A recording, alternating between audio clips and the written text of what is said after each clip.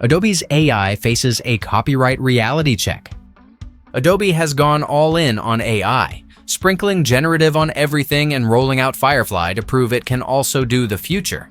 But this week, Adobe's AI ambitions wandered into familiar legal quicksand. A class action filed for Oregon author Elizabeth Lyon, alleging Adobe used unauthorized copies of her books to train SlimLM. According to the complaint, Adobe's AI education may have involved a little too much borrowed reading material. Adobe describes SlimLM as a small language model for document assistance tasks on mobile devices. Adobe says the model was trained using Slim Pajama 627B, an open-source dataset released by Cerebras in mid-2023.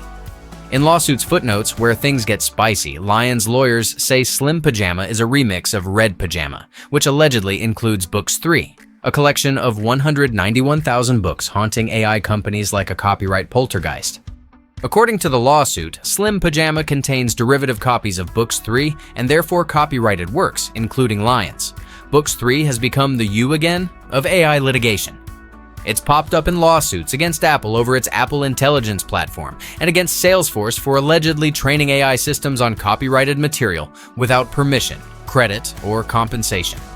At this point, if your dataset includes Books 3, a lawyer may already be drafting a complaint. Training AI requires enormous datasets, and those datasets sometimes wander into legally questionable territory. Just last year, Anthropic agreed to pay $1.5 billion to authors for using pirated works to train its chatbot, a settlement seen as a warning shot. For Adobe, it's a reminder that AI may be fast and creative, but copyright law still reads everything very, very carefully.